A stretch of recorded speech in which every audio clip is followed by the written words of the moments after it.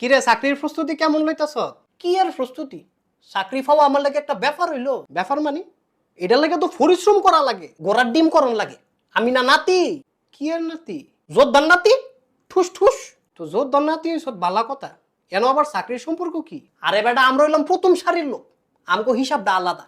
আমগো বাপ দাদা কত সাহস করে যুদ্ধ করছে, আমরা কি আর তগমতো রে? তোরা যাবি সিঁড়ি দিয়া, আমরা যাবো লিফট দিয়া। বাপ দাদাই যুদ্ধ করছে, এলাকা তোরা কিছু না করে এত সুযোগ মাগো, তারা কত সাহসের কাম করছে, তারপর একটা সম্মান তেমন লাগতো না? আরে সাহসের কাম তো তারা না করছে, তুই কিরছ? আমি কিরছি আবার? আমি বেটার নাতি হইছি, তাইলে যারা কষ্ট করে লেখাপড়া করতেছে, পরিশ্রম করতেছে, তারা কই যাইব? তাইলে তাগরও কোন নাতি হইতো? পুরো বেটা, এটা একটা নিয়ম হইলো? আরে এটাই তো নিয়ম। যে জায়গায় মেধার দাম নাই, পরিশ্রমের দাম নাই, এটারে নিয়ম কয়। এটারে কি কয়? এটারে অন্যায় কয়। এই তোর সমস্যা কি রে? তুই এত কথা কস কা? বাইতে বেশি বেশি করতেছে ভাই, কোটার বিরুদ্ধে কথা কয়। কিরে তুই বিরুদ্ধে কথা কস? তোর মধ্যে কি যুদ্ধের কোনো চেতনা নাই? যুদ্ধের চেতনা আছে, কিন্তু অন্যায়ের পক্ষে নাই। কি নাই অন্যায়ের বেটাটা? যেখানে ন্যায় নাই সেখানে আমি নাই। কোটার সংস্কার চাই, রাষ্ট্রের সংস্কার চাই। যতদিন না দাবি মানবো ততদিন মাফ নাই।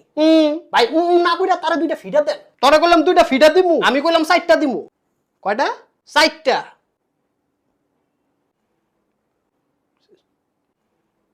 আয়া পরে তো কেমন জানি